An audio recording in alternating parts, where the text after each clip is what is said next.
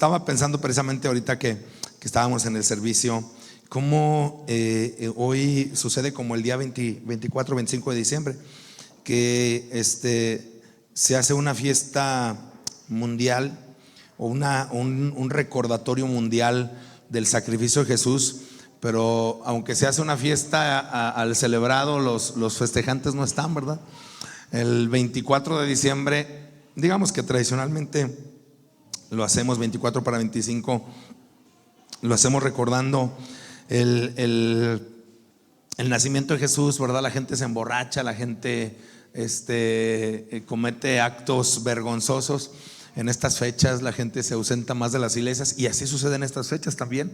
En estas fechas la gente busca menos de Dios, y no estoy diciendo que está mal que alguien vaya y tome un momento, ¿verdad?, en las vacaciones, que disfrute con su familia, pero normalmente, hermanos, nos olvidamos de Dios a través de nuestras acciones, ¿verdad? Se queda manifiesto que la gente se olvida del Señor en estas fechas. Si usted sale, no se olvide de su Dios, no se olvide en la manera en que usted habla, en la que usted se dirige, en la que usted actúa con las demás personas. Usted mantenga su esencia de hijo de Dios, de hija del Señor, mantenga su comportamiento, mantenga su vida, ¿verdad?, como quien agrada y quiere agradar a su Señor. Hágalo, manifieste el amor de Cristo y manifiesta la santidad de Dios en su vida como hemos sido llamados. ¿Amén o no amén?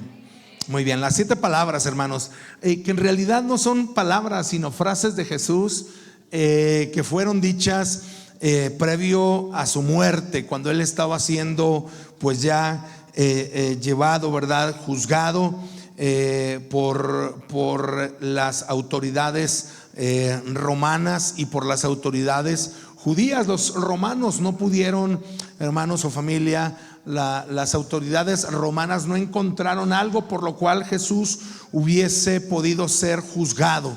Dijeron: oye, pues es que no existe un motivo, una razón por las cuales este hombre llamado Jesús pueda ser llevado a la muerte.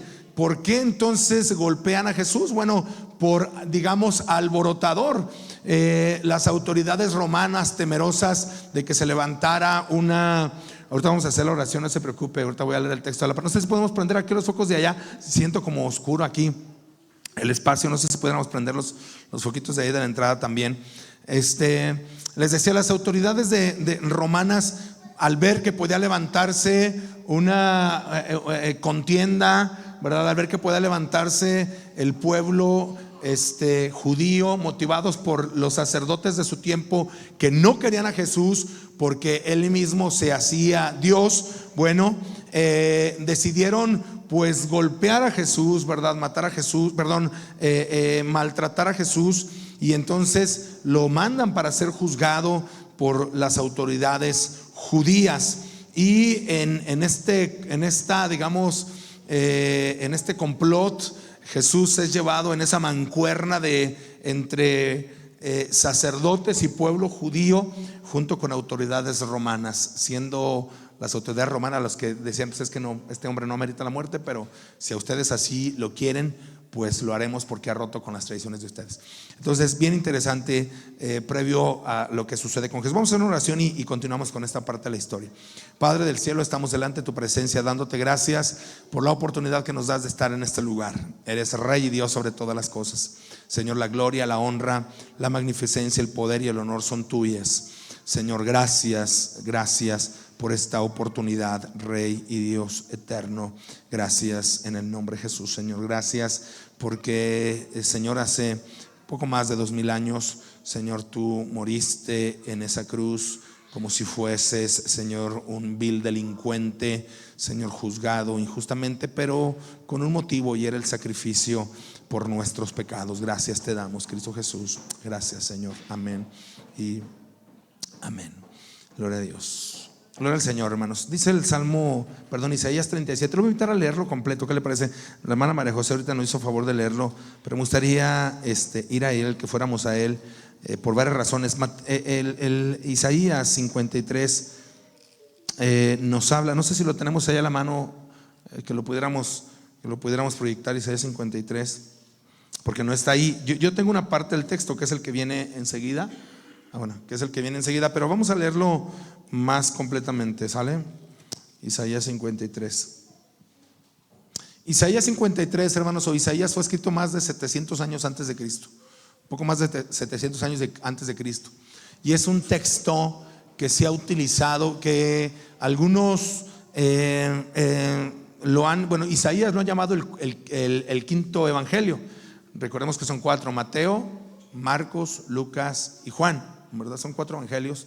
Recuerde que Mateo fue escrito a los judíos, Marcos fue escrito por Pedro, fue dictado por Pedro, escrito por Marcos, escrito a los gentiles. Mateo, Marcos. Lucas fue escrito del médico Lucas, del doctor Lucas, hacia Teófilo, su discípulo, y él, Lucas era doctor de cabecera de Teófilo. Y Juan fue escrito pues también para los judíos, pero haciendo un análisis, ¿verdad?, teológico, por eso se llama Juan el teólogo. Isaías es descrito como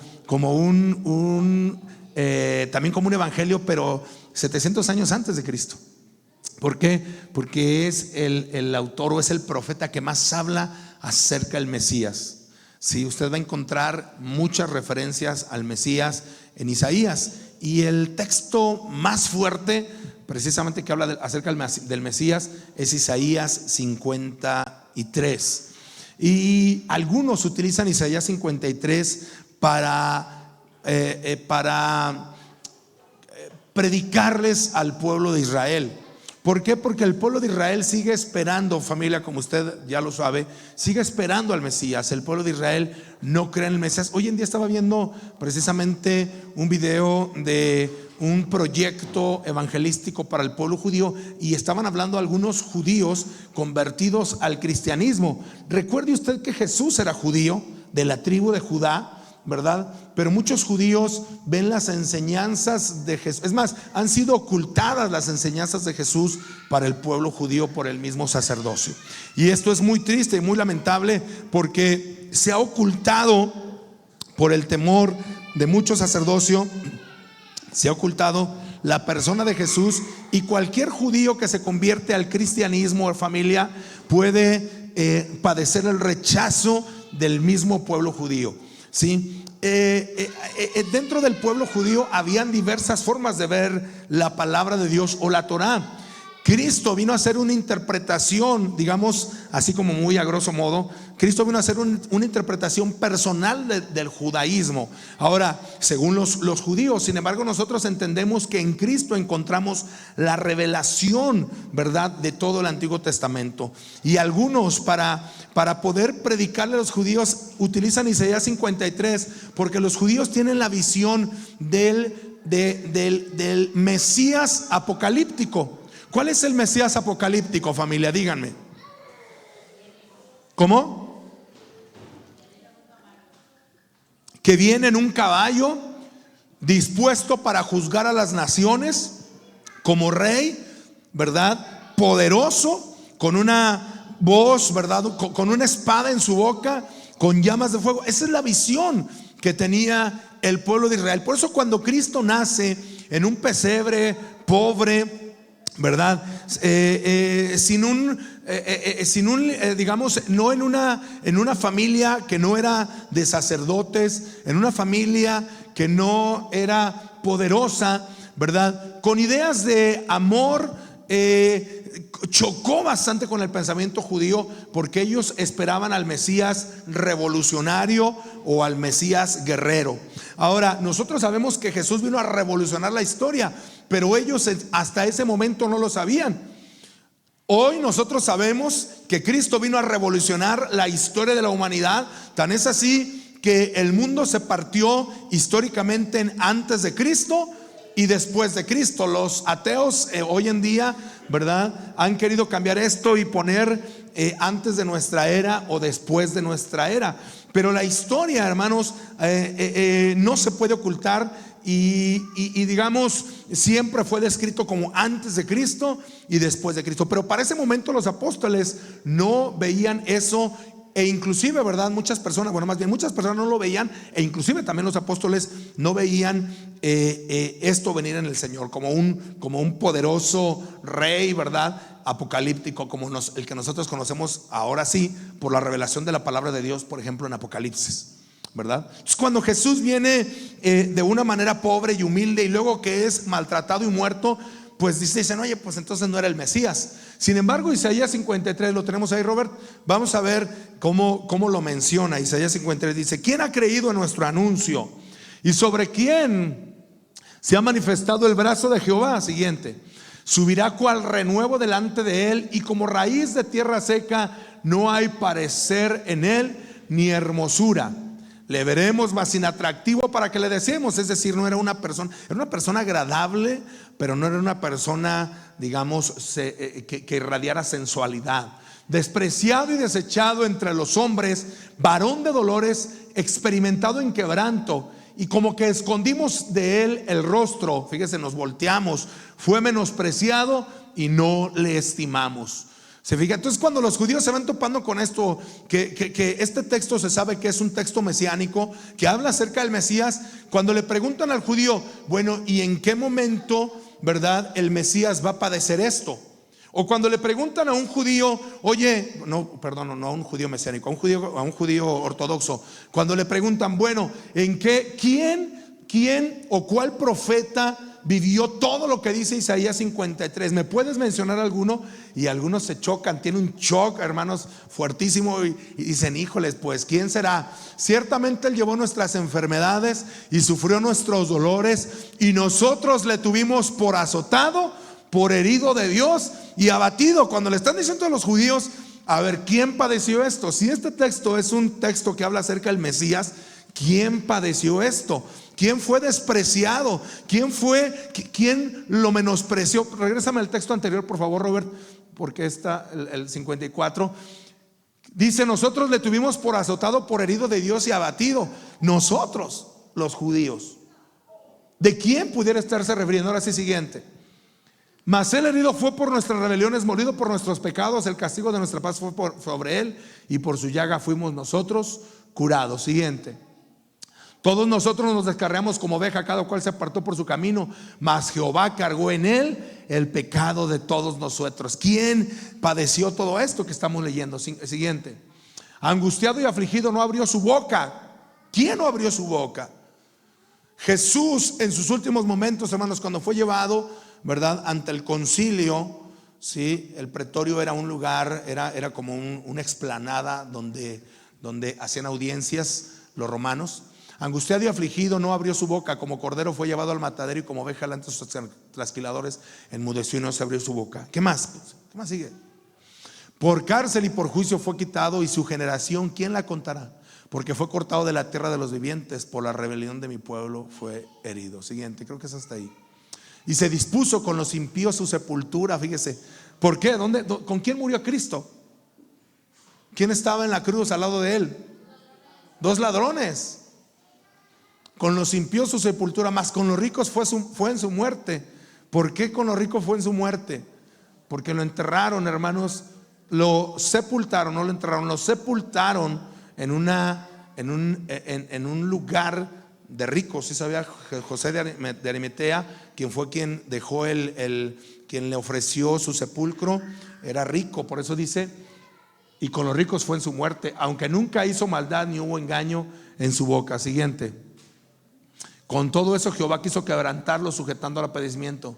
Cuando haya puesto su vida en expiación por el pecado, verá linaje, vivirá por largos días, y la voluntad de Jehová será en su mano prosperada. Siguiente: verá el fruto de la aflicción de su alma, y quedará satisfecho por su conocimiento. Justificará a mi siervo justo a muchos, y llevará las iniquidades de ellos. ¿Se fija? Siguiente: por tanto yo le daré parte con los grandes, y con los fuertes repartirá despojos, por cuanto derramó su vida hasta la muerte, y fue contado con los pecadores, habiendo él llevado el pecado de muchos y orado por los transgresores. Creo que es hasta ahí, ¿no? Muy bien, fíjese qué interesante es esto. O sea, Cristo, hermanos, cumplió al pie de la letra con cada uno de estos momentos que estamos viendo en este texto de Isaías 53. Por eso cuando le preguntan a los judíos en qué momento el rey, el Dios, ¿verdad? Ese Mesías que viene poderoso. ¿En qué momento va a padecer esto? Porque ustedes dicen que el Mesías viene con poder, que el Mesías viene con autoridad y que juzgará a las naciones. Sí, lo hará. Pero aquí estamos hablando de la segunda venida de Cristo. Cristo ya vino una vez, nació, vivió entre nosotros, ascendió a los cielos, y la Biblia dice que volverá y que pisará, mis hermanos, ¿verdad? Una vez más Jerusalén. Ahí en el monte Los Olivos entrará una vez más triunfante, hermanos, por una de las puertas de Jerusalén que hoy en día está sellada. Entrará el Mesías, dice la Biblia, que pondrá sus pies, ¿verdad?, sobre el monte Los Olivos, se partirá la tierra y salvará al pueblo de Israel. Y entonces van a decir: wow, no la hagas, si era aquel, ¿verdad? Aquel que un día matamos era el Mesías. Qué interesante es esto. Me encanta este texto. Yo cuando vemos estas fechas, hermanas, veo, ¿verdad?, los videos y me quebra el corazón. Pero ¿sabe qué? Yo no, ahora sí, Robert, regresamos a las diapositivas. Yo no veo, familia, yo no veo en el sacrificio de Jesús, ¿verdad?, una historia triste. Yo no veo en el sacrificio de Jesús una historia triste. O sea, es como cuando has visto una película, ¿verdad?, de Blancanieves, ¿verdad? Digo, no, ¿quién es la que se muere? La que se duerme. La Bella Durmiente, ¿verdad? Sí, es cierto, la Bella Durmiente. Bueno, cuando la Bella Durmiente se queda dormida, alguien podrá estar triste, pero sabe que, o sea, usted que sabe el final de la historia, pues no le da tristeza porque sabe lo que va a suceder, ¿sí? En el caso del sacrificio de Jesús, hermanos, yo no lo veo como algo triste. Yo lo veo, hermanos, como la mayor muestra de amor por la humanidad. O sea, cuando veo eso me quiebra el corazón, hermanos, pero me quiebra no en el sentido de que me dé tristeza, ¿sí? No en ese sentido, sino que veo en el sacrificio de la cruz la muestra más grande de amor de Dios por nosotros. Angustiado y afligido, no abrió su boca, como cordero fue llevado al matadero, y como oveja delante de sus trasquiladores se enmudeció y no abrió su boca. ¿Cuáles son las palabras que Jesús dijo previo a su muerte? El Mesías, hermanos, había sido llevado para juicio. El Mesías lo habían comparado, lo habían puesto con un asesino y ladrón, como era Barrabás. Y cuando le preguntan, ¿verdad?, retomando un poquito el tema de la vez pasada, cuando le preguntan al pueblo, ¿verdad?, aquel que una semana antes estaba diciendo: bendito el que viene en el nombre del Señor, que lo estaban adorando, que lo estaban levantando, esa generación de ramos, hermanos, a los siguientes días, que a algunos les voy a decir algo, creen que, bueno, no fue el viernes, porque ya ven que la tradición dice que el viernes fue muerto. Hoy en día algunos pelean la postura de que fue el jueves el día que muere Jesús, y algunos todavía hablan de que fue el miércoles por la noche, por la tarde, el miércoles que fue muerto nuestro Señor Jesucristo, por los tiempos, por los horarios y por varias razones. El punto aquí no es discutir el momento, sino entender lo que estaba sucediendo alrededor del sacrificio de Jesús. El domingo, ¿verdad?, de Ramos estaban alabando al Señor, y hermanos, para este momento del juicio de Jesús, ¿verdad?, muchos ponen a Barrabás de un lado y a Jesús del otro, y como era una costumbre de ese tiempo dejar libre a un preso, Pilatos dice: ¿a quién suelto? ¿A Barrabás o a Jesús? Y la gente empieza a gritar: suelta a Barrabás, a un asesino, hermanos. Y lo sueltan. Algo bien interesante atrás de la historia de Barrabás, que será muy padre a lo mejor en algún momento analizarlo. Pero sueltan a Barrabás, ¿verdad?, y crucifican y llevan a juicio a Jesús para ser crucificado. Los discípulos ya habían huido. Jesús les había dicho: no pueden orar conmigo por lo menos una hora. Jesús sabía lo que estaba a punto de venir. Jesús había llorado delante de la presencia de Dios, ¿verdad? Había derramado su corazón delante de la presencia del Señor. Y dice la Biblia que su sangre, ¿verdad?, su sudor eran como gotas de sangre. Ya hemos hablado al respecto, que esto es posible cuando hay un grado de estrés muy fuerte en una persona. Lo han padecido personas cuando están próximas a morir en una silla eléctrica o en una inyección letal, las personas empiezan a sudar. Es tanto el estrés, ¿verdad?, que los glóbulos, las células empiezan por el estrés empiezan a explotar y empiezan a sangrar la nariz, de tal manera que el sudor, se convierte en sangre. Y fue lo que padeció nuestro Señor Jesús. Él sabía lo que iba a suceder, él sabía lo que venía, y ora diciendo: Padre, si es posible que pase en mí esta copa sin que yo la beba. Es decir, recuerde que la copa en la Biblia está relacionado con la ira de Dios, las 7 copas de la ira de Dios en el Apocalipsis. Entonces Jesús dice: Padre, si es posible que pase de mí esta copa sin que yo la beba, es decir, es posible que yo no vaya a la muerte, pero no sea mi voluntad sino la tuya. Esto nos habla, hermanos, de algo bien interesante que ahorita vamos a platicar. Esto nos habla precisamente de la humanidad de Jesús y de la deidad de Jesús. ¿Por qué de la humanidad y de la deidad? ¿Por qué Jesús clama, verdad, al Padre si Él era precisamente Dios? ¿Qué era lo que estaba haciendo Jesús? Bueno, Jesús, así como nosotros, también, hermanos, era espíritu, alma y cuerpo. Nosotros los seres humanos estamos formados, verdad, por estas 3 partes: espíritu, alma y cuerpo. Jesús tenía espíritu, alma y cuerpo, y la humanidad de Jesús, hermanos, tenía temor. Por eso él oraba a la divinidad, es decir, al Padre, a lo que él como humano también tenía necesidad, tenía temor. Y entonces él oraba: Padre, si es posible que pase de mí esta copa sin que yo la beba, pero no sea mi voluntad sino la tuya. Jesús, verdad, es apresado. Los discípulos, aquellos que le habían dicho que entregarían su vida por él mismo, huyen. Sí, uno le entrega, usted ya lo sabe, Judas, y otro lo niega. 9 huyen. Hermanos, Pedro se queda cerquita, pero no con él, y solo Juan se queda con Jesús junto con las mujeres, ¿verdad? Las Marías se quedan con Cristo. Y entonces en ese proceso de la cruz empiezan a ver, Jesús dice solamente 7 frases en todo este proceso. Cuando Cristo es llevado ante las autoridades, Jesús, como dice el texto que acabamos de leer en Isaías, enmudece y no abre su boca, y solo dice algunas palabras muy interesantes, y vamos a ver cuáles son. Lucas 23:33 dice: cuando llegaron al lugar llamado de la Calavera, le crucificaron allí y a los malhechores. Esto es bien interesante. ¿Cómo se llamaba donde iban a crucificar a Jesús?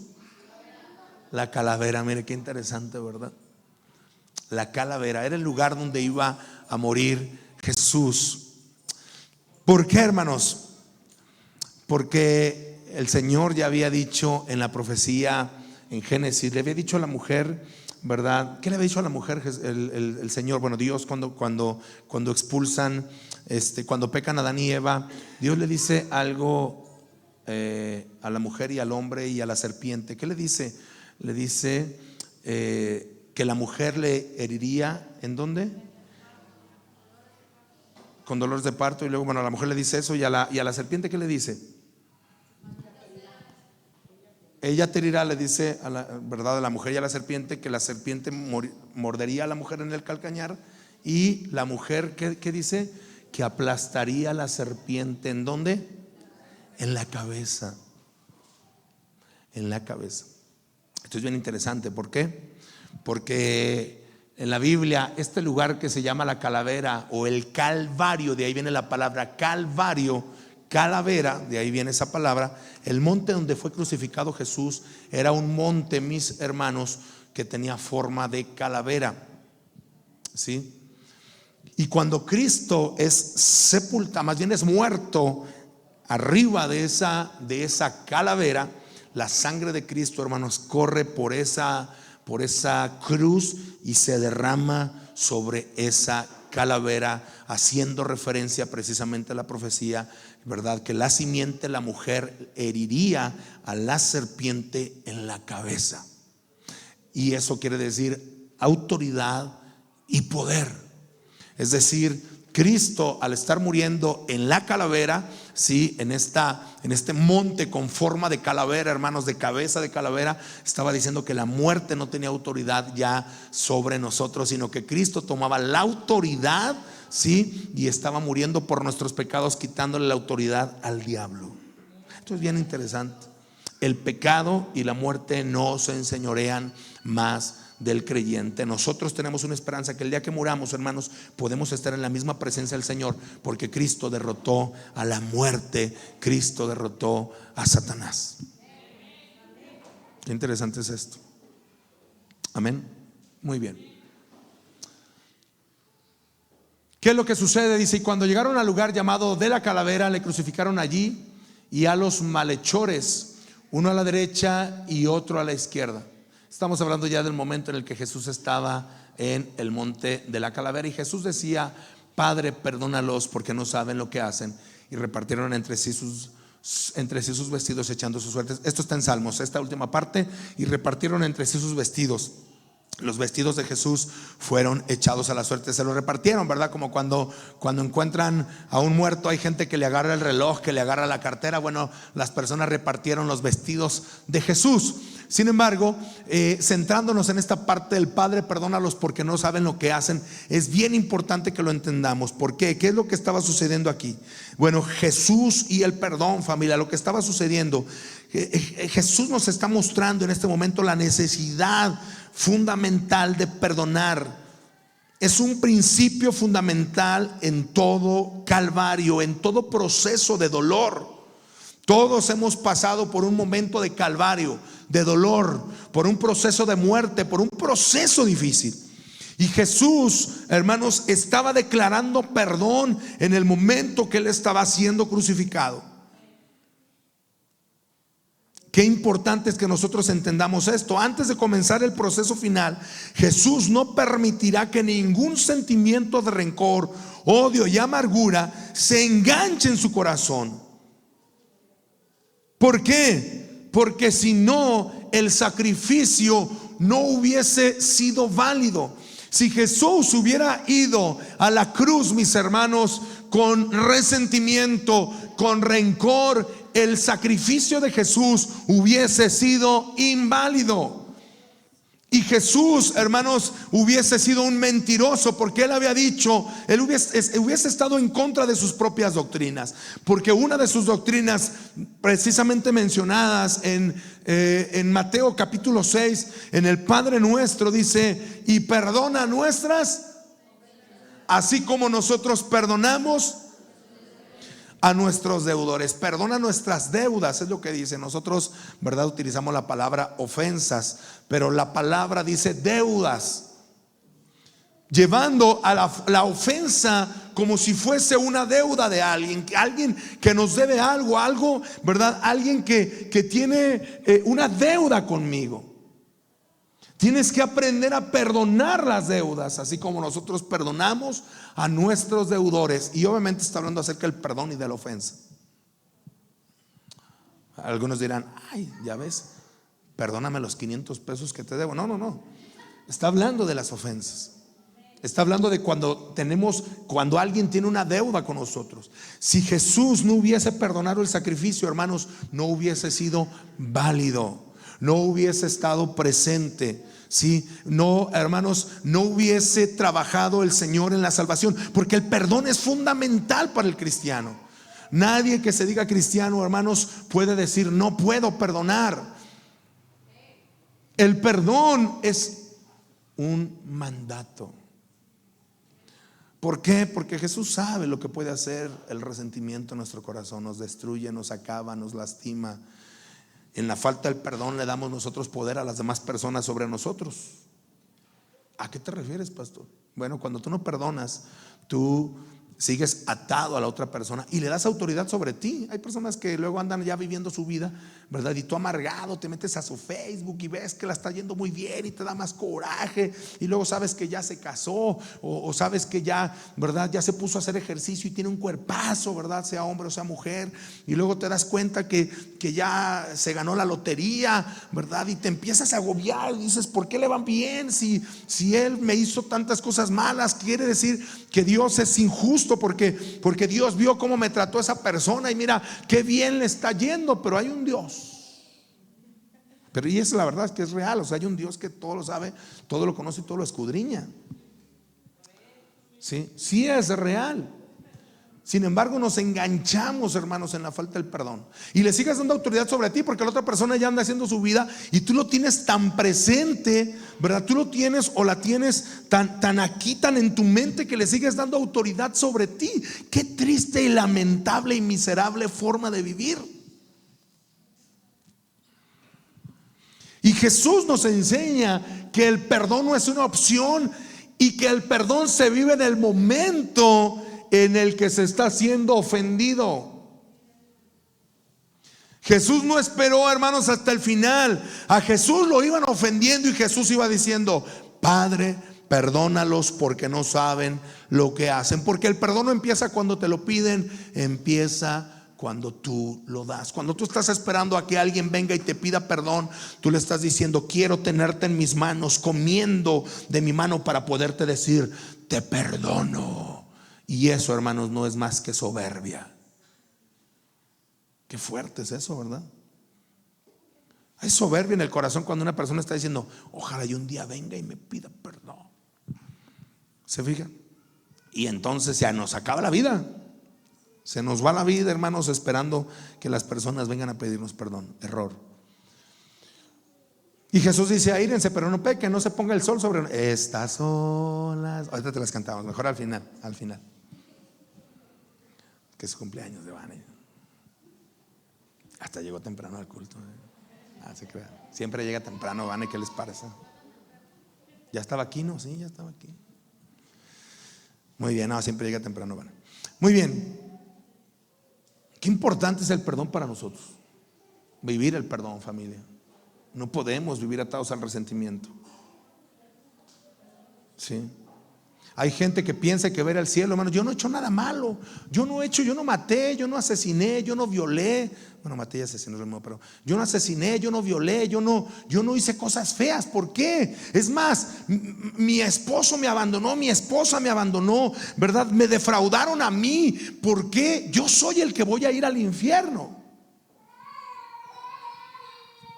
Porque el resentimiento, familia, también es pecado. Porque el Señor nos ha dado las herramientas y el ejemplo claro, visible y tangible para que podamos entender que necesitamos perdonar y que sí es posible.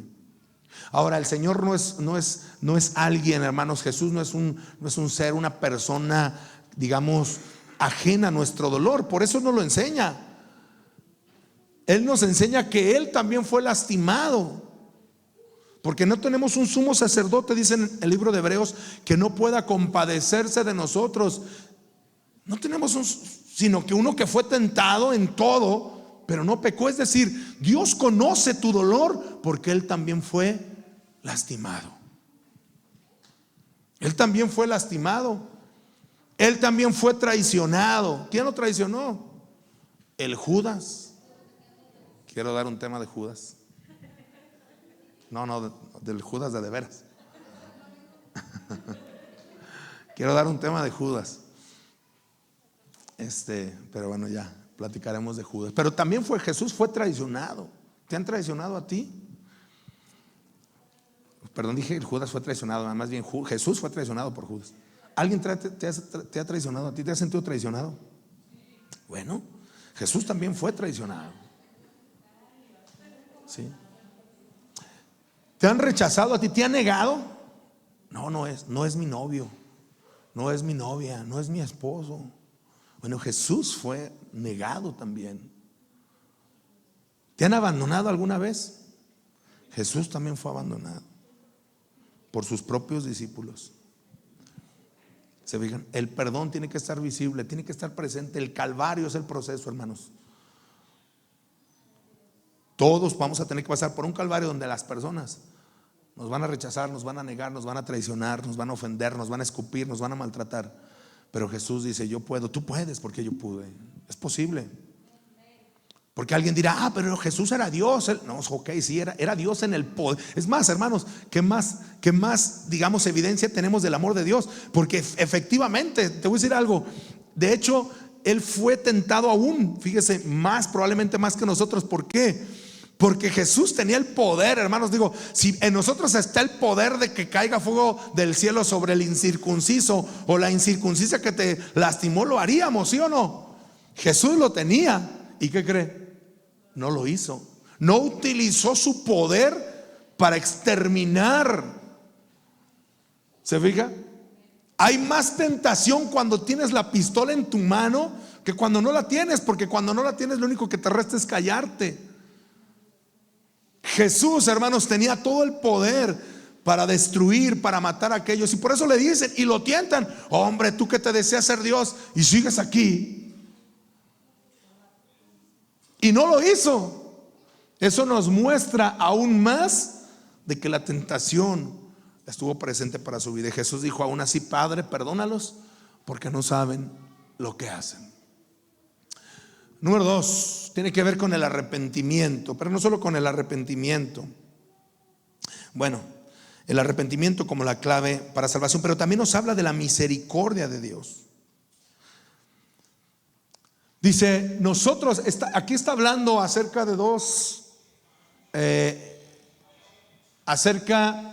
hombres que ya mencionábamos hace ratito, estaban en la cruz junto con Jesús, ¿verdad? Uno de ellos le injuriaba y le decía: hombre, si realmente eres el Hijo de Dios, ¿verdad? Bájanos, sálvate y sálvanos a nosotros. Realmente, puro cuento tú. Dice que le injuriaba, o sea, lo estaba molestando. Y uno de ellos, otro que estaba a su lado, le dice: nosotros a la verdad justamente padecemos porque recibimos lo que merecemos, o lo que merecieron nuestros hechos, mas ningún mal hizo. Y dijo a Jesús: acuérdate de mí cuando vengas en tu reino. Entonces Jesús le dijo: de cierto te digo que hoy estarás conmigo en el paraíso. En este texto hay una disertación. Hay algunos que dicen que Jesús dice: de cierto te digo hoy que estarás conmigo en el paraíso. O sea, ¿cuál es la diferencia de uno y el otro? En Jesús le está diciendo que desde hoy estarías conmigo en el paraíso. Y hay otros que están diciendo: no, todavía no fue llevado al paraíso, sino que le estaba diciendo: hoy te digo que vas a estar conmigo en el paraíso. ¿Qué es lo que yo creo? Por ciertas cosas que entiendo, yo creo que esta es la real. La hermana Leti dice que no.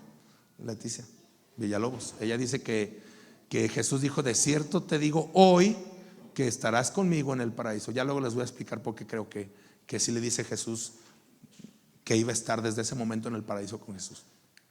Bueno, ¿qué es lo que sucede? Bueno, aquí Jesús le está estableciendo varias cosas. Todo cristiano debe tener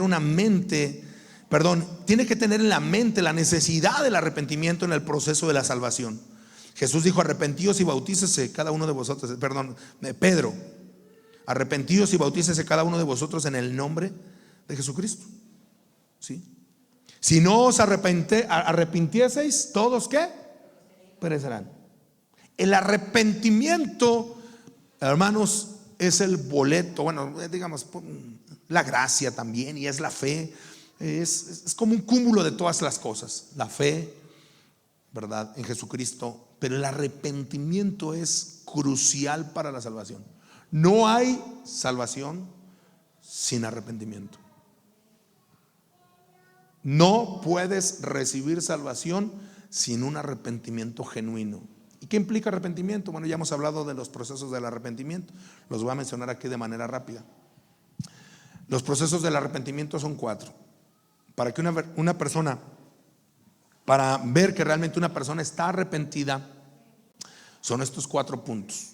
¿Sí? Número 1, ¿alguien se acuerda? Que no sea mi esposa.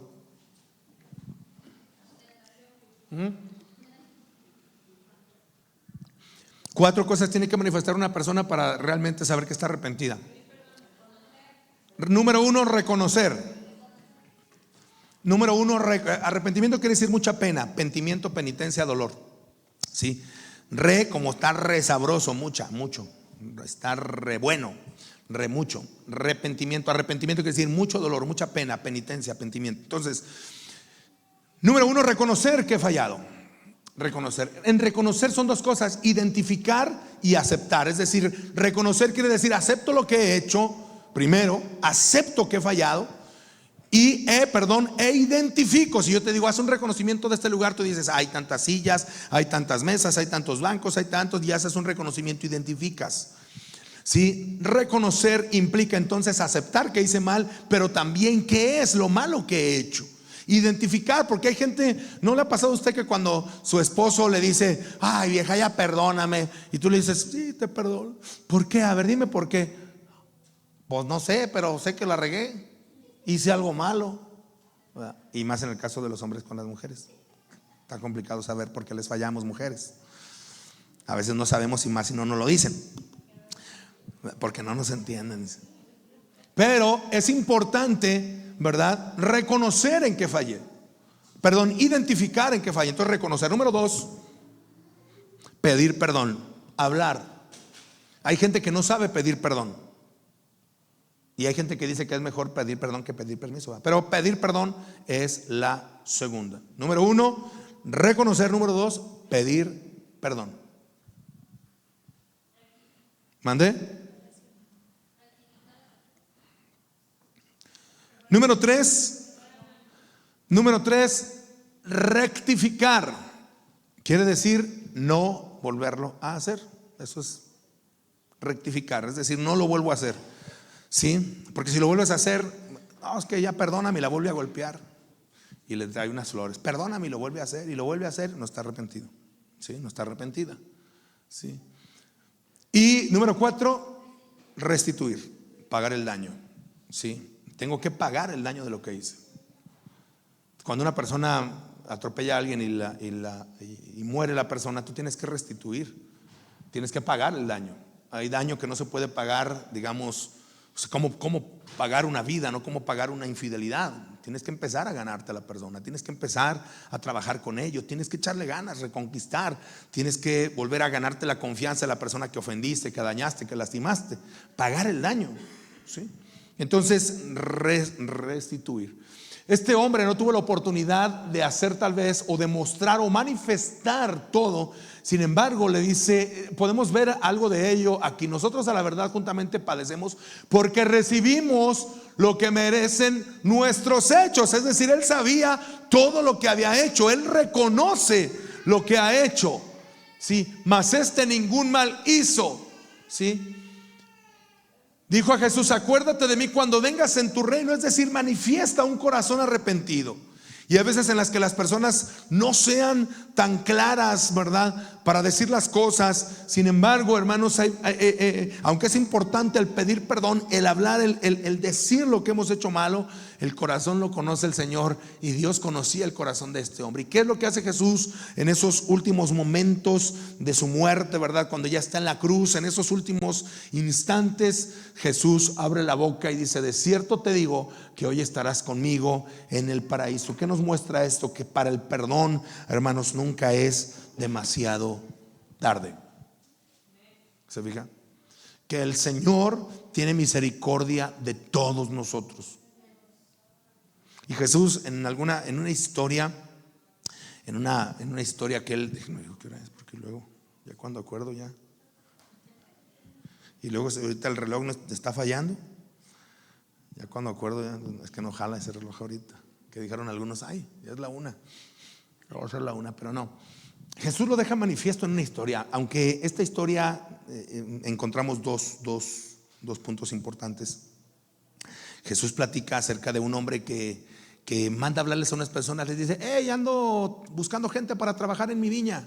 Y les dice, les voy a pagar un denario. Y a uno los llama desde la mañanita tempranito, y van y trabajan. No, pues un denario, vámonos a trabajar. En aquel tiempo se pagaba un denario, era el pago por día. Una jornada de trabajo era de un denario. Entonces, no, pues vengan, si ya se encuentra uno, si los lleva y se ponen a chambear. Entonces Jesús va, el Señor de la tierra va caminando. Hey, ando buscando personas para trabajar en mis tierras, les voy a pagar un denario. Y se vienen otras, unos empezaron a las 6 de la mañana y a otros les habla a las 9, ¿verdad? Y ahí vienen todos a las 9, qué padre, y empiezan a trabajar. Y luego llegan las 12 del día y les dice a otros, hey, les pago un denario. Se acababa a las 4 de la tarde la jornada, 3 de la tarde, 3, 4 de la tarde. Vengan, y eran las 12. Les voy a pagar por un denario ahora. Y se vienen y trabajan y luego va y les habla a otros, ya, ¿verdad? A las 3 de la tarde. Les voy a pagar un denario. Y vienen y también. Entonces cuando Jesús Jesús está platicando la historia. Cuando el Señor de la tierra les va a pagar, les dice, un denario, un denario, un denario, un denario, un denario. Y los que llegan desde las 6 de la mañana le dicen, oye Señor, ¿pero por qué? O sea, ¿por qué nos pagas lo mismo? Pues le estás pagando lo mismo a aquellos, ¿verdad? ¿Por qué nos estás pagando lo mismo? Mira, si nosotros estamos desde las 6 de la mañana y estos cuates nomás llegaron a trabajar 2 horitas y se llevan lo mismo, bien enojados. Y entonces el Señor de las tierras le dice: bueno, ¿cuánto les dije que les iba a pagar a ustedes? Un denario. ¿Cuánto les di? Un denario. ¿Es justo? Sí. ¿Cuánto les dije que les iba a pagar? Un denario. Un denario. Sí, lo mismo. Un denario. ¿A alguno le quede mal? No, pues no. ¿Qué si yo quiero darlos? ¿Qué? ¿A ti qué? Si yo quiero darles un denario a ustedes y un denario a estos, a ustedes, ¿qué? ¿Y qué nos muestra esto, familia? Esto nos muestra varias cosas.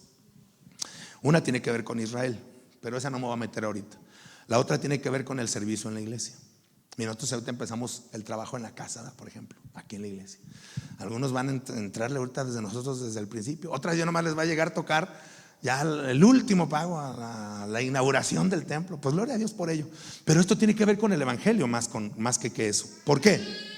Porque, hermanos, yo nací sirviéndole al Señor. Aquí he estado, miren, ya. Es más, mi mamá nació sirviéndole al Señor, hermanos. ¿Sí? Imagínense que una persona, ¿verdad? Hoy le entrega su vida a Cristo Jesús, ¿verdad? Que hoy Luis se ha tocado así por el Señor y Luis diga: yo hoy le entrego mi vida a Jesús de realmente con todo mi corazón y va, hermanos.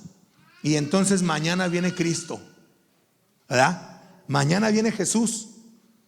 Hoy le entrega su vida al Señor y mañana viene Cristo y nos vamos para allá, al cielo todos. Y allá, ¿verdad? El Señor nos va a dar un denario a cada uno, pero no va a faltar, ¿verdad? El hermano o la hermana que ya tiene más tiempo. El hermano dice ahí: oye, Señor, no la hagas, yo te estuve sirviendo un chorro de tiempo. Y a Luis le vas a dar también un denario. No te pases, Dios. Y el Señor va a decir: no le hace el tiempo que haya servido. Yo te prometí vida eterna a ti, le prometí vida eterna a él. La vida eterna es para todo el que cree en mí. ¿Sí me doy a entender? Eso es lo que está diciendo el Señor. El tiempo que serviste, hazlo con amor y hazlo con pasión. Aquí le está diciendo lo mismo. De cierto te digo, hoy estarás conmigo en el paraíso. ¿Qué nos está mostrando aquí el Señor, hermanos? Que la misericordia es para todos. Pero también le voy a decir algo bien importante y no quiero dejar de mencionar esto. Que tengan cuidado, porque hay gente que está esperando el último momento. Hay gente, yo he escuchado personas, fíjense, yo he escuchado personas que dicen: no, yo le voy a entregar mi vida a Cristo, ¿verdad? Ya cuando me esté muriendo. Mientras le voy a dar vuelo a la hilacha. Y hasta que me esté muriendo, le voy a decir: Jesús, te entrego mi corazón, llévame, ¿verdad? Y hasta le van a hacer así. ¿Sabe qué? Eso es actuar de manera ventajosa. ¿Por qué le digo esto? Porque no va a pasar así con todos, hermanos. Yo una vez me tocó ir con una persona que se había alejado del Señor, una persona, y se sentía tan culpable de que se había alejado todo el tiempo, que en el último momento de su vida se sentía hipócrita y decía: no, el pastor, no creo que el Señor me vaya a perdonar. Estoy muy arrepentido, pero no creo que el Señor me vaya a perdonar. Y no le pidió perdón a Dios. Bueno, le pidió perdón porque lo oramos. Pero ¿sabe qué? A veces la culpabilidad, la vergüenza la Biblia lo menciona así. Pablo dice que hay arrepentimiento para condenación. Perdón, hay vergüenza para condenación y arrepentimiento para salvación. O sea, hay gente que se arrepiente para ser salvo, pero hay gente, hermanos, que no siente vergüenza. O sea, lo que siente es culpa, pero una culpa que mata, no un arrepentimiento genuino. Es como cuando una persona ha sido cachada en un acto vergonzoso, se siente mal, pero no es porque esté arrepentida, sino porque se siente descubierta. ¿Sí me doy a entender? Y a veces no es que esté arrepentida. Entonces, y otra, ¿quién te dice? Hay gente, hermanos, que va en un coche, Dios no lo quiera, ¿verdad? Y no tuvo tiempo de reaccionar. ¿En qué momento le pidió perdón a Dios? Por eso el Señor dice: hoy es el día de salvación. Sin embargo, hermanos, también me ha tocado personas que no tuvieron la oportunidad y en los últimos días le oran al Señor, le entregan su vida a Jesús y han sido honestas. Pero ¿quién te dice, verdad? Yo por eso les digo, entrega tu vida hoy al Señor, porque tú no sabes el día de mañana. Tú no sabes qué es lo que va a pasar. Y Dios quiera y te dé la oportunidad. En el caso de este hombre, el Señor le dio la oportunidad. Le dijo: de cierto te digo que hoy estarás conmigo en el paraíso. El Señor sigue dando salvación aún, ¿verdad?, en los últimos momentos, ¿verdad?, de su vida. Bueno, hablando del momento que iba a morir, ¿verdad?, porque Cristo resucitó y sigue vivo. Número 3, Jesús tiene cuidado de sus hijos. La tercera palabra, las primeras palabras de Jesús, ¿cuáles fueron? Padre, perdónalos porque no saben lo que hacen. La segunda: de cierto os digo que hoy estarás conmigo en el paraíso. El tercero es el cuidado. ¿Cuáles son? He aquí tu madre. ¿Qué es lo que sucede? Dice: estaban junto a la cruz de Jesús su madre y la hermana de su madre, María, mujer de Cleofas, y María Magdalena, ¿verdad?, aquella que había sido perdonada. Cuando Jesús vio a su madre y al discípulo a quien él amaba, es decir, ¿quién? Juan, que estaba presente, dijo, todos habían huido, solamente ella estaba ahí, Juan. Los discípulos habían huido, Judas ya probablemente ya se había suicidado. Dice que estaba presente, dijo a su madre: mujer, he ahí tu hijo. Después dijo al discípulo: he ahí tu madre. No lo remarqué, esto era remarcado. He ahí tu madre. Y desde aquella hora el discípulo la recibió en su casa. Esto es bien interesante. Jesús se preocupa por su madre. Jesús tiene cuidado de nosotros. Y tiene cuidado porque nos provee y nos ayuda y nos protege. Sin embargo, hermanos, no solamente tiene el cuidado, porque en algunas ocasiones Jesús dice: miren, no se preocupen de lo que han de beber, los pajarillos, ellos no se preocupan de la comida, ¿verdad? Ni aún Salomón se vistió como estas plantas. Jesús lo dejó ver muy claro. Sin embargo, hermano, no solamente lo deja en una promesa, sino también lo muestra, lo deja con hechos. No solamente le dijo a María: María, tú no te preocupes, vas a comer y yo te voy a vestir, te voy a proteger desde los cielos. No, Jesús dio una encomienda, y una encomienda visible. Jesús le dice a Juan: Juan, te encargo a mi madre, te encargo a mi mamá. Es decir, el Señor se preocupa por sus hijos, porque aún María, con todo y que era la madre de Jesús, ¿sí?, con todo y eso,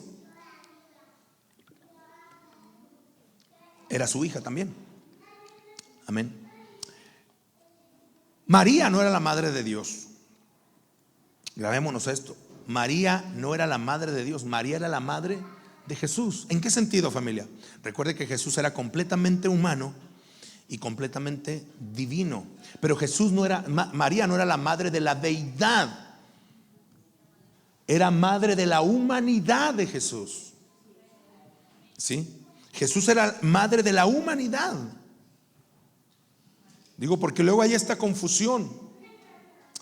Hay un término que es el Teotocos, que hace referencia a esto en la religión tradicional. Sin embargo, María era madre de la humanidad de Jesús, no de la divinidad. ¿Por qué? Para ser madre de la divinidad, hermanos, tuvo que haber sido antes de la divinidad, o sea, de Dios. ¿Sí me doy a entender? Sin embargo, María tiene un principio, así como la humanidad de Jesús tiene un principio, ¿sí?, que es en el momento que nace de María. María era madre de Jesús, pero no de la divinidad, es decir, no era madre de Dios. Qué interesante es esto. Por eso Jesús se hace cargo de su madre y le dice a Juan, porque él amaba a su madre, hermanos, esta mujer, ¿verdad?, santa, esta mujer entregada, esta mujer despojada, ¿sí?, esta mujer que había cuidado, que había guardado en su vientre, ¿verdad?, a Jesús durante tanto tiempo. Familia, ¿no merecía tener la preocupación de su hijo? Desde luego. Y entonces se lo encargó a Juan. Y desde entonces, hermanos, Juan se hizo cargo de María. ¿Sí? La recibió, dice. Y la recibió ¿en dónde? En su casa. O sea, María, ¿verdad?, estuvo en casa de Juan. Por eso algunos creen que ya para ese momento José había muerto. ¿Sale? Número 4. el Jesús todo hombre, la ausencia de Dios. Cerca de la hora novena, Jesús clamó a gran voz diciendo: Elí, Elí, lama sabactani. Bueno, es una pregunta. Lama sabactani, esto es: Dios mío, ¿por qué me has desamparado? Y esto, hermanos, es tal vez una de las frases más tristes y desgarradoras, ¿verdad?, que podemos encontrar. Jesús el Mesías orando a la divinidad. ¿Por qué?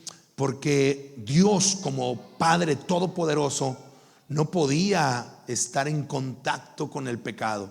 Y cuando Jesús estaba muriendo en esa cruz, el pecado, hermanos, Él llevó, dice la Biblia, todas nuestras iniquidades. Sufrió todos nuestros dolores, el castigo de nuestra paz fue sobre Él, y por su llaga fuimos nosotros curados. ¿Qué fue lo que hizo Jesús?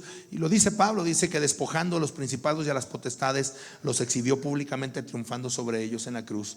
Dice, ¿verdad?, que Él llevó la carta que nos acusaba, se la llevó a la cruz, hermanos. A los principados y a las potestades las tomó y las crucificó juntamente con Él, siendo Él maldito. Así dice la Biblia. La Biblia, en el canto que escuchaba nuestra hermana Zulema, se me hace bien fuerte. No puede ser maldito alguien que en su dolor exclama con un grito: perdónale, Señor. Dice la Biblia que Él fue maldito para que nosotros heredásemos bendición, para que nosotros no fuésemos malditos. Alguien en algún momento te dijo que eras un maldito. Yo te voy a decir algo: eso se lo llevó Jesús a la cruz. Qué tremendo esto. ¿Por qué te digo esto, familia? Yo me acuerdo mucho de mi bisabuela. Mi bisabuela, ¿verdad?, le maldijo a mi abuelo, ¿sí? ¿Por qué? Porque mi bisabuela, bueno, era una mujer que pues engañó a su esposo, y entonces la persona que la cachó en todos sus engaños fue mi abuelo. Y mi abuelo, ¿verdad?, fue y le dijo a su padre, mi bisabuelo, Gabriel se llamaba. Me tocó conocer a mi bisabuela, y entonces mi bisabuela maldice a mi abuelo y le dice algo así como: ¿cuál era, padre? Algo así, de esas maldiciones, no de muchacho hijo de tu no sé quién, no, de esas maldiciones de un rayo donde tú andes, un rayo te caiga y todo lo que hagas y el fruto de tus manos se convierta en sal, y no, pero así, de esas maldiciones fuertes, ¿verdad? Qué tremendo eso. Fíjese, hermanos, porque una cosa es decir, o sea, y digo, ¿y cuántos de nosotros? Bueno, yo en mi casa no, gracias a Dios, en mi casa, hermanos, no existió esa violencia.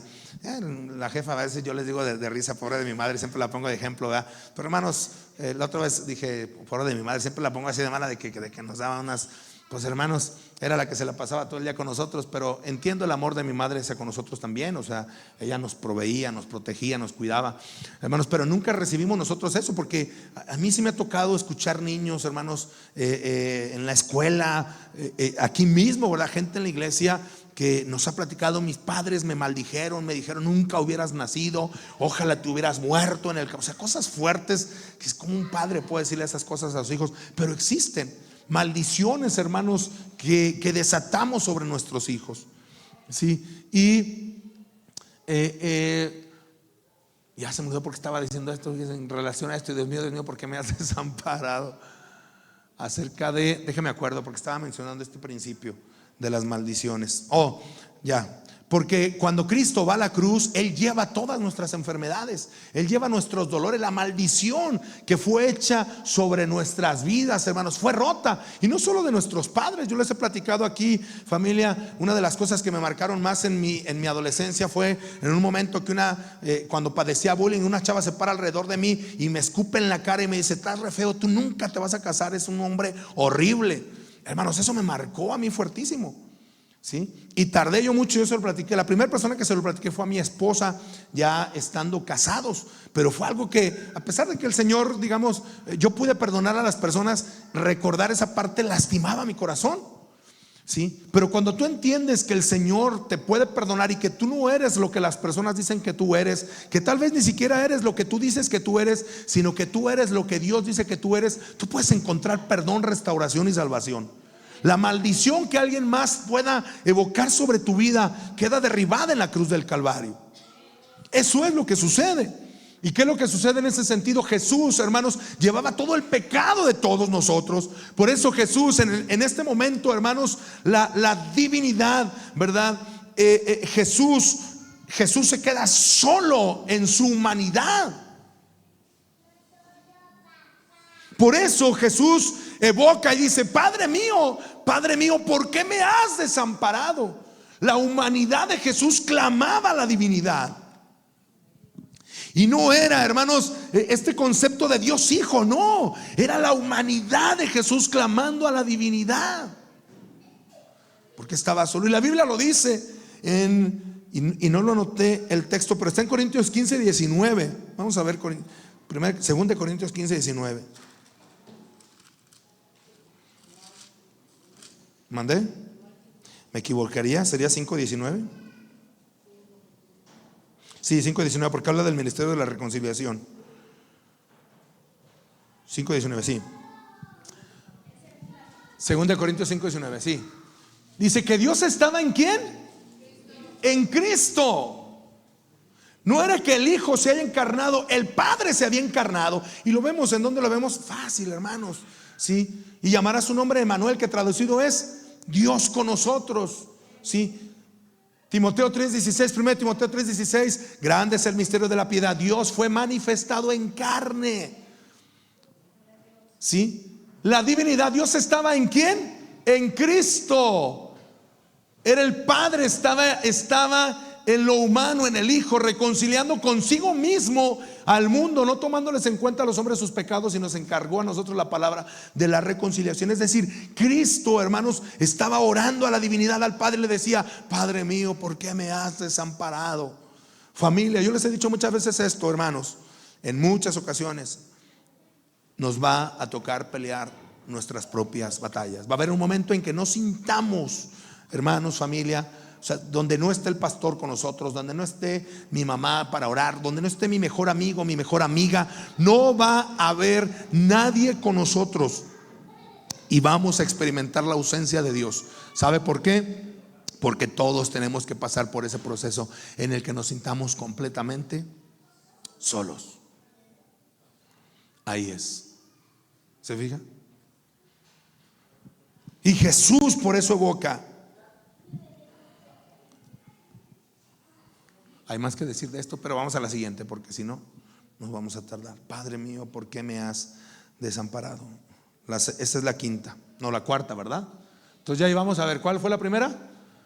La primera es: Padre, perdónalos porque no saben lo que hacen, ya en el Calvario. De cierto os digo que estarás conmigo en el paraíso. La segunda, la tercera, ¿verdad? Mujer, ahí tu hijo, ya la acomodaste, ¿verdad? Y ahí tu madre, ¿verdad? Y la cuarta: Dios mío, ¿por qué me has desamparado? La quinta, ¿sí? Vamos a ver la quinta. Juan 19:28 dice: después de esto, sabiendo Jesús que ya todo estaba consumado, dijo, para que la escritura se cumpliese: tengo sed. Y estaba allí una vasija llena de vinagre. Entonces ellos empaparon el vinagre en una esponja y poniéndola en un hisopo se la acercaron a la boca.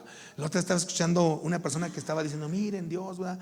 Qué gente tan fea que le dio vinagre a Jesús, ¿verdad? Para que, y luego peor tantito, porque a veces se imaginan como los chiles en vinagre, ¿verdad? Y piensan que es picoso. No, el vinagre, pues digamos, el vinagre solo sabe feo, pero no eran chiles en vinagre. Yo cuando era niño yo pensaba: ¿por qué le dieron chiles en vinagre a Jesús, verdad? Así pensaba yo. Algunos se ríen porque pensaron lo mismo. Es más, algunos hasta les aseguro que apenas les está cayendo el 20 de esto, ¿verdad? Pero bueno, no le dieron chiles en vinagre. Lo que pasa es que les daban vinagre porque el vinagre, hermanos, cortaba la sed, pero aparte, familia, adormecía el cuerpo. Adormecía el cuerpo y quitaba infección. Por eso hoy en día utilizan el vinagre para quitar que el sarro y las manchas, ¿verdad que sí? Y ahí le andan echando al baño. El vinagre ya es para todo ahora, hoy en día. Que le echele al baño, que a la sábana sucia, para todo el vinagre y el bicarbonato con jabón, ¿verdad? Mezcle el bicarbonato con jabón líquido y luego échele vinagre y ahí estamos. Me incluyo, ¿verdad? Yo ya lo hice y sí me funcionó.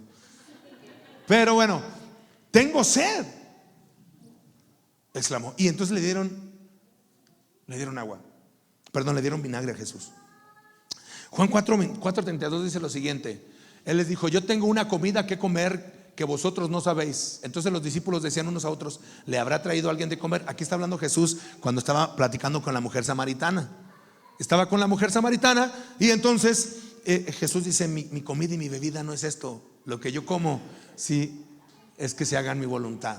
Jesús les dice, cuando Jesús dice tengo sed, por un lado, hermanos, está hablando de su humanidad. Jesús dice yo tengo sed, o sea, ¿verdad? Quiero tomar agua. Es decir, Jesús, hermanos, era completamente humano, pero también era completamente divino. O completamente divino, pero también era completamente humano. Es decir, Jesús tenía sed. Sin embargo, familia, el Señor está buscando, ¿verdad? ¿Se acuerda esta frase de bienaventurados los que tienen hambre y sed? ¿Se fijan? Tengo sed. ¿Sabe de qué, hermanos? Él veía a la gente perdida y decía: denme de beber de esto. La gente necesita venir a mí. La gente necesita conocerme. Y hoy en día, hermanos, el Señor sigue hablando a nuestras vidas, porque Él quiere que nosotros le conozcamos, que tengamos un encuentro con Él, que vivamos en su voluntad, hermanos. Pero no porque sea un Dios que quiera someternos, sino porque conocer a Jesús trae libertad realmente al corazón del hombre. Conocer a Jesús trae libertad. ¿Por qué dices eso? ¿Por qué dices que conocer a Jesús trae libertad? Desde luego, oye, si Jesús te promete libertad del alcoholismo, no está padre. Hay gente que dice: no, yo soy libre de hacer lo que quiero, y va y se droga. Míralos allí en los anexos. ¿Tú crees que son libres? Sí, fueron libres para drogarse, pero fueron atados en otro lado.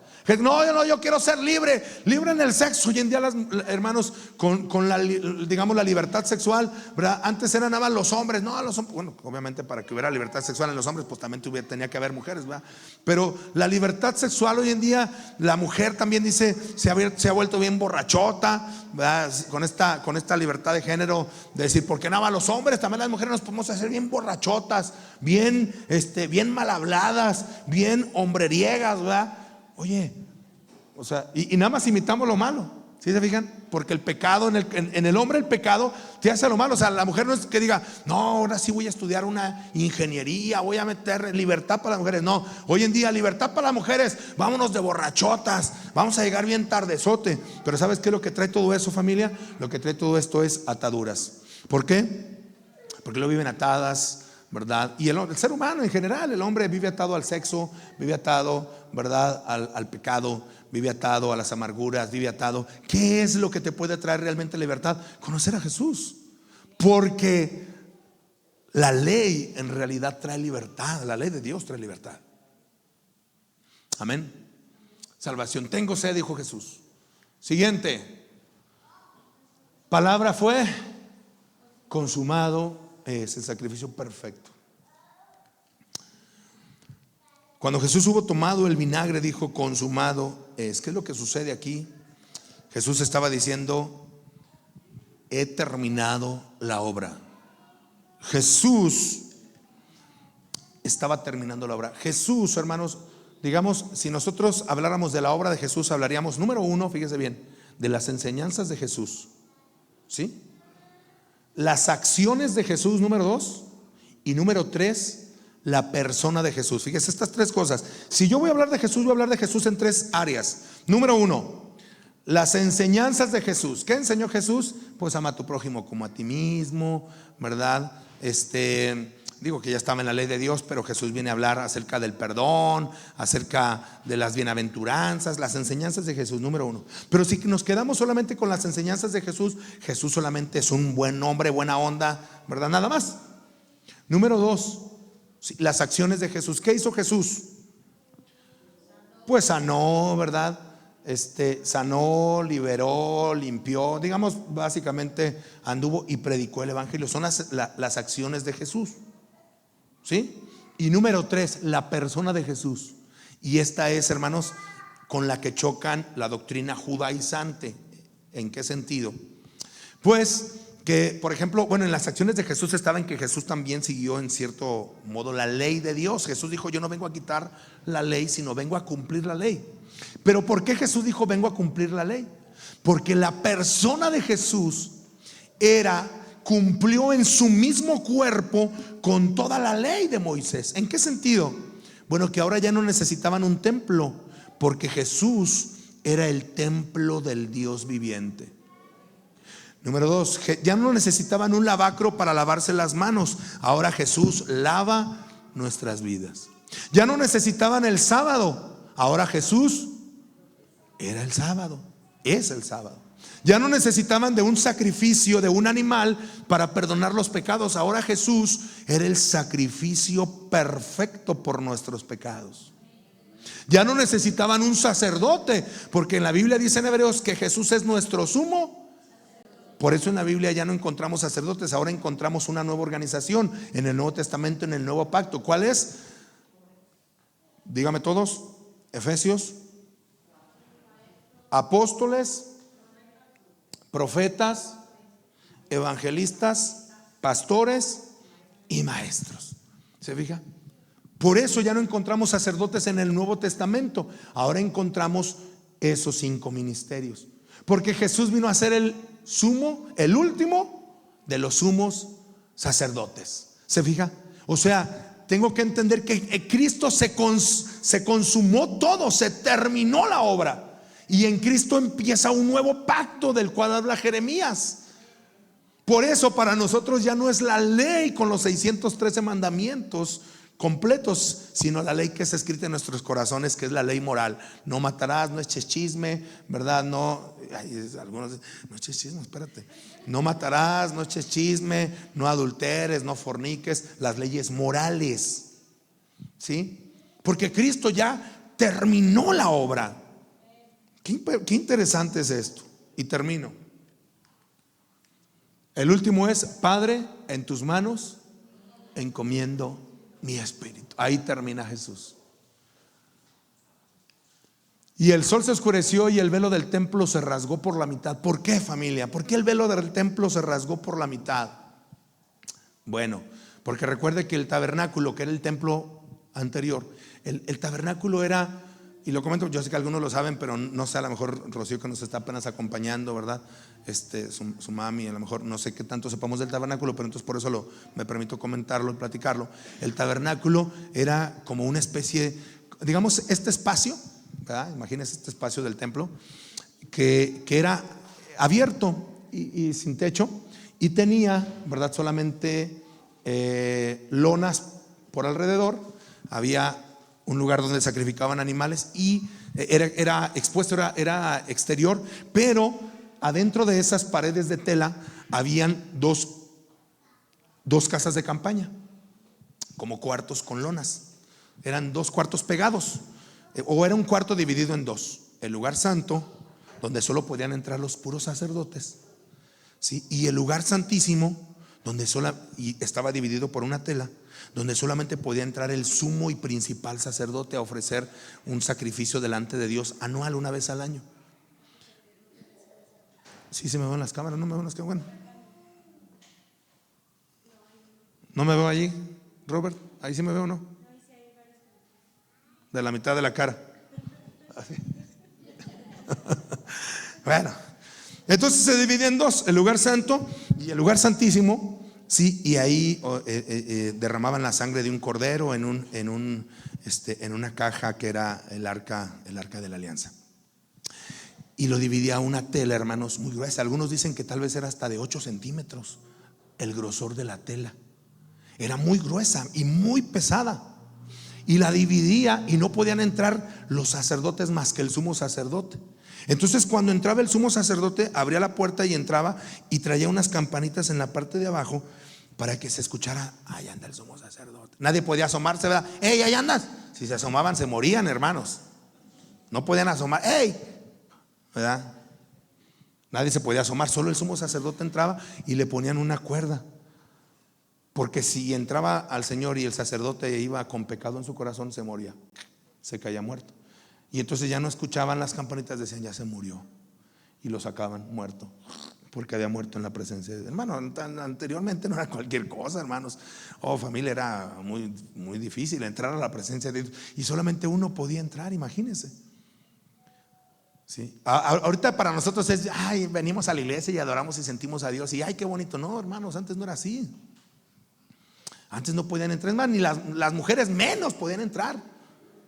Pero cuando Jesús viene, familia, y muere en la cruz, el sol se oscureció y el velo del templo se rasgó por la mitad. Ese velo que nos dividía de entrar a la mismita presencia de Dios se rasga. Pero hermano, era imposible que se rasgaba. O sea, estoy hablando de una tela de 8 centímetros. ¿Sí me doy a entender? O sea, si rasgara batallaríamos. Imagínense una tela de 8 centímetros de grueso, 8, 9, 10 centímetros de grueso. Algunos hablan de esa cantidad de grueso. No se podía romper fácilmente. Pero cuando Jesús muere, el velo del templo se rasga, dándonos a entender que ahora tú, yo y cualquier persona que viene con un espíritu quebrantado y arrepentido puede entrar directamente a la presencia de Dios. Y está tan sencillo como hincarte en tu cama y decirle: Dios, tú que estás en los cielos, Señor, y en la tierra, puedes escuchar mi oración. Yo te pido que perdones mis pecados, que me des salvación. Yo sé que tú me escuchas, porque así lo dice tu palabra, y tú puedes tener la total seguridad que Dios te escucha a ti, que no necesitas de un pastor, de un sacerdote, de un líder religioso para que tu oración sea escuchada. Tú puedes entrar directo a la presencia de Dios y Él puede escuchar tu oración. Qué tremendo. Denle un fuerte aplauso al Señor.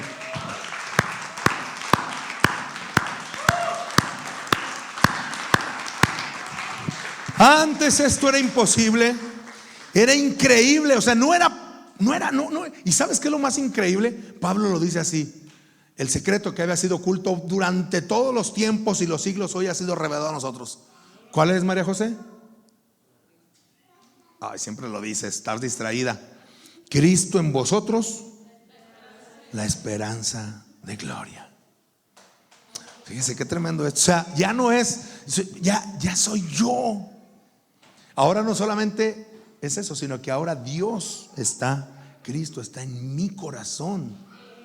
El Espíritu de Cristo está en mi corazón. ¿Cuál es el Espíritu de Cristo? El Espíritu Santo.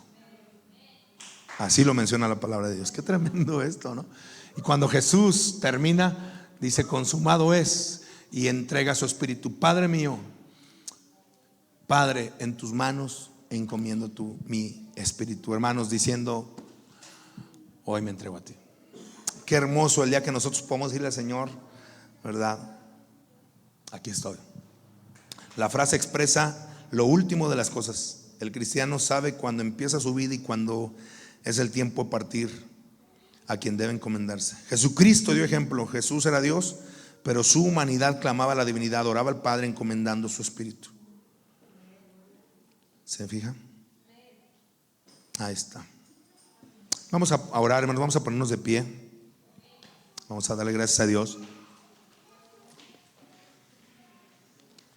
7 palabras que Jesús dice antes de morir, estando en la cruz.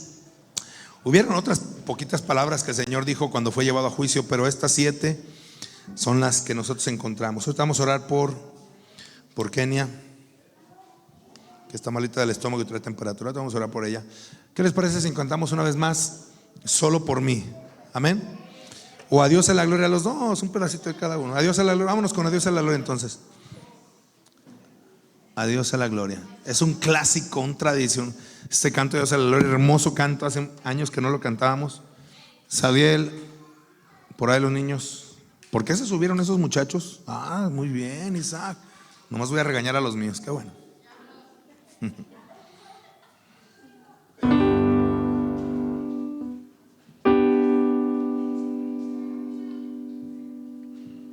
Si estás aquí, no sé. Gloria a Dios.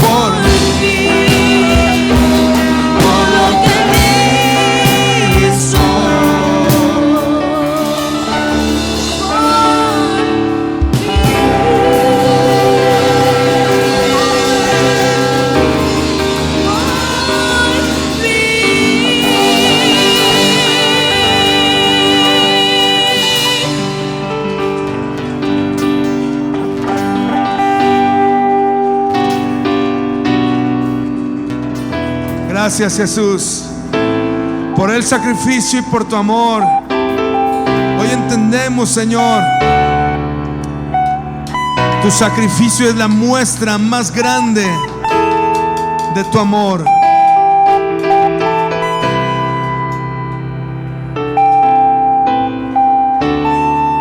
Si quieres orar conmigo a Jesús, si hoy has entendido el sacrificio de Jesús sobre tu vida, haz conmigo esta oración. Señor Jesús, hoy me ha quedado más claro, Dios, tus enseñanzas, Señor, el sacrificio que hiciste en la cruz por mí. Hoy te pido que perdones mis pecados, Señor, todas esas cosas que mi conciencia y el enemigo, Señor, me acusaban. Hoy he entendido que fueron llevados a la cruz. Señor, tú perdonas mis pecados, tú perdonas mi vida. Y hoy vengo delante de ti a confesar mis pecados, a confesar mis errores, a confesar, Señor, que he hecho cosas malas, innombrables delante de tu presencia. Hay cosas de las que me avergüenzo, que tal vez, Señor, pienso que no son para tanto, pero delante de tus ojos de un Dios santo quedo expuesto, Señor, quedo expuesta. Señor, todo queda expuesto delante de ti y entiendo que soy pecador. Dile a Jesús: perdona mis pecados, Señor. Perdóname porque he fallado, porque he guardado en mi corazón resentimiento y amargura. Te pido que me perdones, sanes mis heridas, me limpies, limpies mi corazón. Gracias, Jesús. Entra en mi vida, entra en mi corazón, toma el control sobre mí. Lléname, Jesús, te necesito. Señor, ven a hacerte real en mi corazón, en mi familia, en mi matrimonio, en mis hijos, Señor, en mi pareja. Ven a hacerte real en mi vida. Gracias, Jesús. Aquí estamos. Te entrego mi vida, te entrego mi corazón, te entrego mi ser.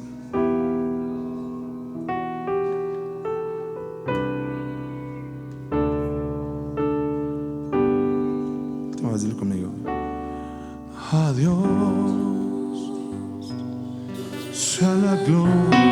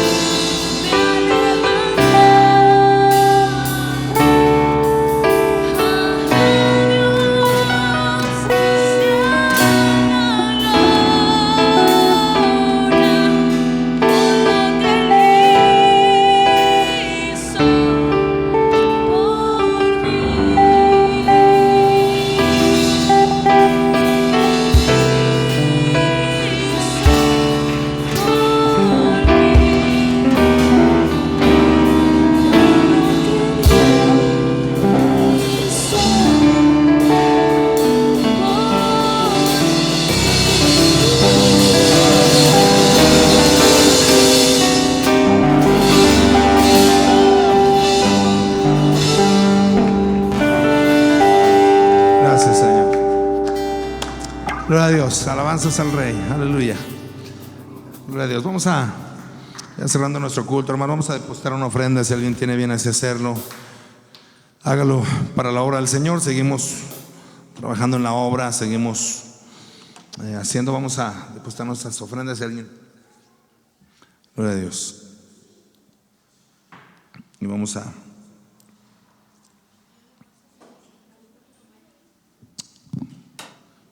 orar por nuestra hermana Kenia,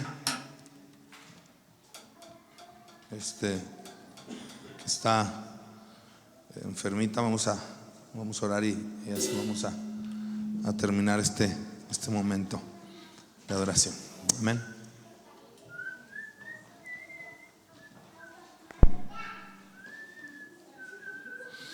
Señor, delante de ti estamos. Te agradecemos estos momentos, Señor, en tu presencia. Gracias, Dios eterno, porque has estado con nosotros en cada momento, proceso y situación. Ponemos en tus manos, Señor, la vida de cada uno de los que estamos aquí.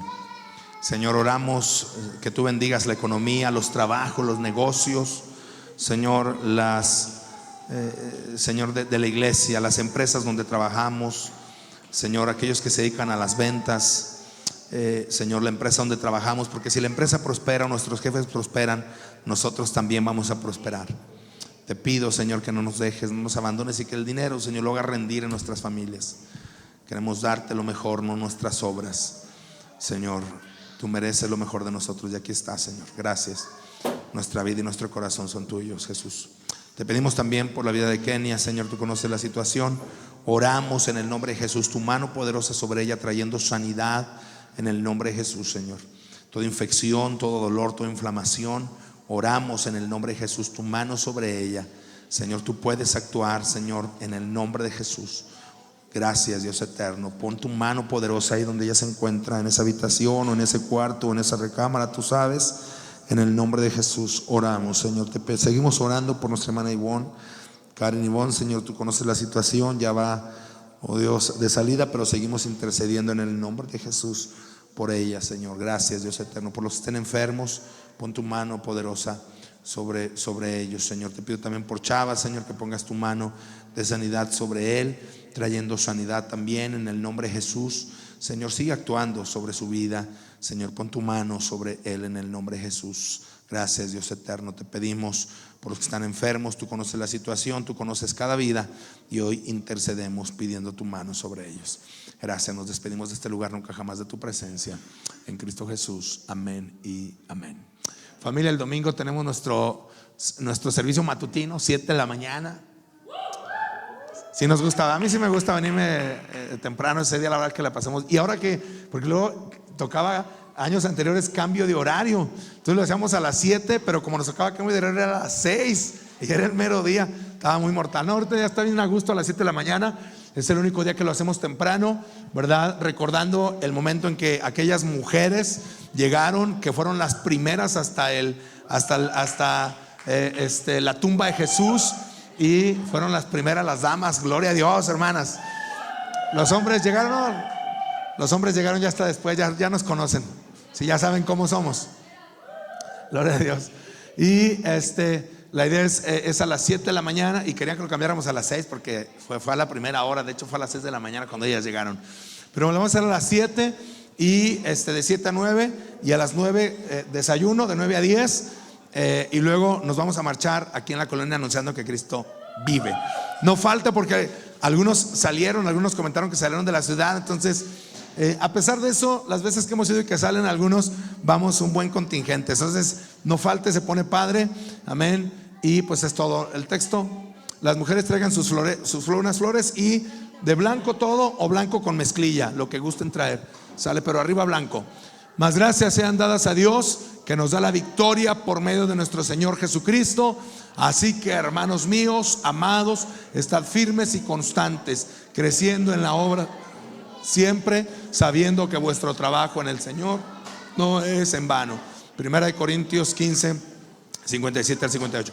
Dios les bendiga. Despídase de su hermano, salude, dale un abrazo, y les esperamos el domingo a las 7 a.m. Bueno, desde antes, nosotros vamos a estar aquí desde antes, poquito acomodando. Dios les bendiga.